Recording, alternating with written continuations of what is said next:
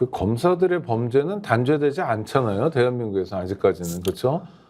이게 저도 뭐 마찬가지로 걸려 있는 건데 검사들의 범죄가 제일 위험한 게 뭐냐면 아직까지 국민 다수는 설마 검사가 그럴까에 대한 인식 때문에 네. 안 믿는 거예요. 이게 안 믿는 거. 그렇게 주장을 하더라도 피고인 입장에서. 네. 네. 그러니까 이게 그러니까 이 정말 나쁜 검사들이죠. 윤석열 한동훈이는. 아니, 이재명이든 뭐 송영길이든 변희재든 누가 됐든 간에 검찰에서 아니 땐 굴뚝에 연기 나랴 이런 식의 인식들이 국민 일반에 있죠. 네. 그 인식을 이용해서 극소수의 검사가 조작을 하고 범죄 저질러서 권력을 탈취하는 사건이거든요. 네네.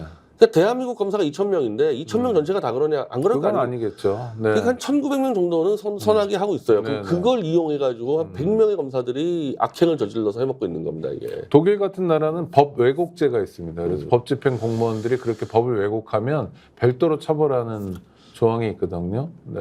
지금 우리 같은 경우는 모해 위증 모해 증거 조작들이 있는데 그걸로 인해서 검사가 처벌받은 사례가 극히 없습니다. 실제로 피의 사실 공표죄랑 똑같죠. 혐의는 많은데도 사문화되어 그리고 그거를 수사할 수 있는 수사기관이 없잖아요. 검찰로 넘어가면은 그래도 검사의 직권남용 이런 걸 처벌할 수 없죠. 그래서 공수처를 만든 건데 공수처가 그나마 지금 8명의 이 변호사 출신 검사들이 사투를 벌이고 있는 거죠. 이게. 제가 금요일치 경향신문에 쓴 칼럼이 그런 건데 검사가 검찰청에 구속 피의자를 불러서 조사하는 것 자체가 영장주의 위반이다. 왜? 영장에는 구속 장소가 적혀 있잖아요. 서울구치소로. 근데 꺼내니까 위반이거든요. 글로 와야지. 지가 가든지 아니면 경찰에서 꺼낼 때 어떻게 하냐면 체포영장을 발부받아서 집행해요. 그게 영장주의. 두 번째. 괜히 괴롭히는 거잖아요. 나오면. 물론 탕수육 사주는 건 좋은 일이지만 그러니까 공무원이 자기 편의 때문에 다른 사람에게 의미 없는 일을 시키는 직권남용죄에 해당하거든요. 하여튼 범죄예요. 구체적으로. 제가 검사라면 얼마든지 처벌할 수 있어요. 근데 검사의 범죄니까 처벌이 안 돼요. 서울구치소 안에 이 수사할 수 있는 공간이 있습니다. 있습니다. 그래서 경찰 조사 접견실. 접견해가지고 경찰들은 되게 와서 하는데 검사만 불러내면서 이번에 장시호 사건은 또 장시호 생일 때 아들을 불러서 검찰청에서 생일 파티 열어줬다는 또 이 제보가 드러나 버렸는데. 아니 그걸 법무부에서는 그런 일은 절대 없다고 보도자료를 냈는데 좀 안쓰럽죠. 왜 절대 없어요. 그러니 검찰청으로 이 피고인을 데려가는 순간부터 무수한 범죄를 저지를 수 있는 그런 기회가 열리니까 이거 다 바꿔야 되는 거죠. 그러니까 위중교사가 다 그 공간에서 이루어지는 거 아닙니까? 윽박 지르거나 또는 회유하거나. 그래서 드디어 검찰에 의한 국정농단이 반복적으로 일어나고 있는 거죠. 이제 그게 드러날 것 같으니까 또 다시 이걸 막아내니까 또 다시 이제 또 국정농단, 수사농단 하는 거죠 이제. 이거 궁극적으로는 어떻게 해결해야 돼요? 그러니까 윤석열 정부의 종식만 가지고는 안 될 것 같고 제2, 제3의 윤석열이 나올 수 저는 일단 지금 제일 시급한 문제가 지금 가장 이 증거들이 확보돼 있고 이거를 터트릴 수 있는 사건은 장시호 녹취록 사건이에요. 지금 이화영 사건이라는 것들 다 지금 주장만이에요, 주장만. 근데 이 장시호 녹취는 실제 장시호가 위증을 했다가 걸려든 분이 많았기 때문에 법적으로 이미 인정된 것들이 그럼 위증교사까지 다 증거가 나왔기 때문에 이 사건을 해결하는데 총력점을 펼쳐야 되는데 저는 범민주신영이 이 장시호 녹취 사건을 이재명 대표가 질렀을 때 끼다가 다 빠져나갔는데 왜냐하면 이걸 캐다 보니까 또 태블릿 조작과 연관돼 있고 이러면 박근혜 수사의 정당성 무너진다 그래가지고 지금 이걸 또 덮는 분위기예요. 근데 윤석열 한동훈이라는 사람들이 활개치기 시작한 게 박근혜 수사 때부터거든요. 그렇죠. 그 여기서부터 뿌리를 잡아야 되는 겁니다. 여기서부터. 근데 이거는 보수 진영도 알고 있잖아요. 이쪽 문제에 대해서는. 그래서 어떻게 보면은 보수 진영의 협조를 받기도 쉬운 사건인데 이걸 치면은 박근혜 탄핵에 정당성 무너진다 그래가지고 자꾸 이거 손을 떼는 부분이 있어요. 이걸 좀 약간 찜찜해야 하는 거죠. 이걸 잊어버리고 어찌 보면은 굉장히 부도덕한 겁니다. 잘못된 걸 알면서도 이거를 파헤치면 내가 정치적으로 손해보니까 안 하겠다? 이거는 뭐 검사들하고 똑같은 마인드예요. 따지면 이거는. 이걸 완전히 해치고 정치적인 이익과 손해 관계없이 잘못된 부분을 빨리빨리 파헤쳐야 되는 거예요. 이거 드러난 부분들 같은 경우는. 아니 그러니까 지금 변 대표 주장을 계속 따라가 보더라도 이를테면 문재인 대통령 당선의 정당성이 없어지는 건 아니잖아요. 그건 별개의 아니 문제잖아요. 그거는 이미 그 당시 지지율이 그렇죠. 탄핵 전에도 네. 문재인 지지율이 압도적이었고 그냥 당선된 거예요. 그리고 그러면은 당선되자마자 80% 지지율 얻고 뭐 이랬던. 예를 들면은 뭐 네. 그 당시 여당 지지율 높았는데 엎어치기 한 게 그게 아니잖아요. 네.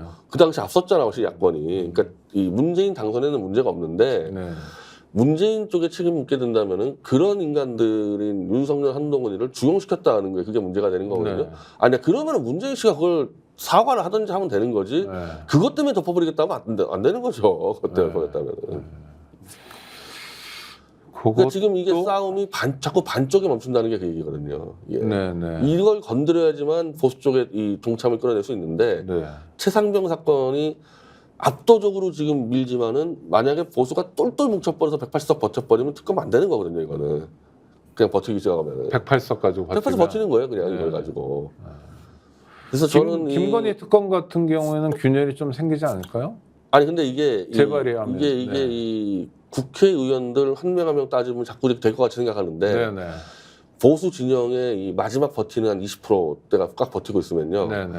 그 사람도 내년에 다음에 출마해야 될 거 아닙니까? 아. 그러면 20%의 보수 탄탄한 진영으로부터 배신자로 찍히면은 이미 김무성, 유승민이 아직까지 출마 못 하고 있잖아요. 네. 이 탄핵가 있어서 이 탄핵가 쉽지가 않아요. 아, 그러니까 내가 국힘의 어떤 국회의원이면 꼭 대구 경북이 아니더라도 수도권에 어떻게 됐다. 그러면 야 나는 유승민이나 김무성처럼 거물도 아니었는데 이런 일로 내가 찍히면 나는 골로 가는구나 이렇게 여긴다는 거예요. 그게 이제 박근혜 탄핵 때 이 사례가 돼버렸죠. 네.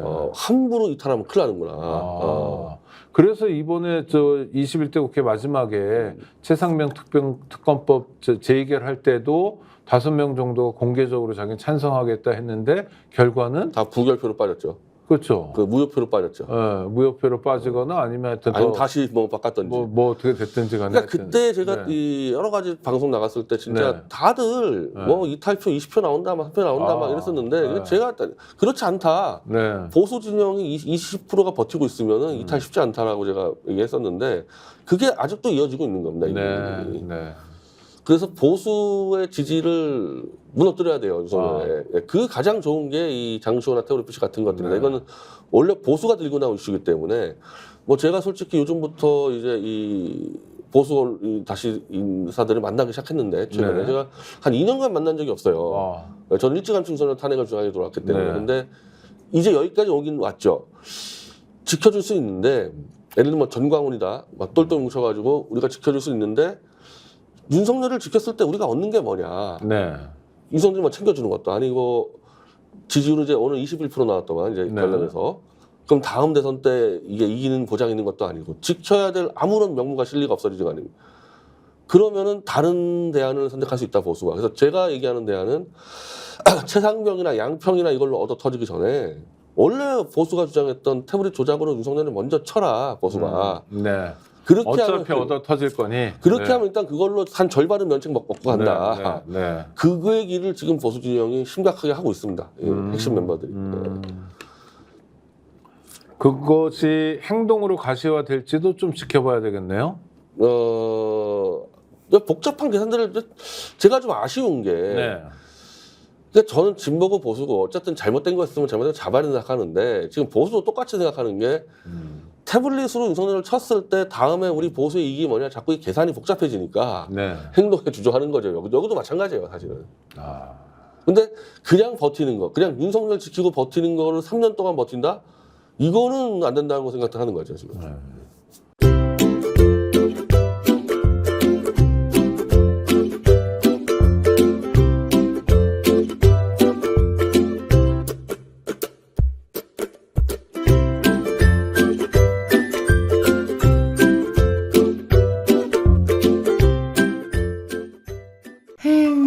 회식은 좋은데 술이 걱정이네. 술 걱정 말고 술 편한 어허.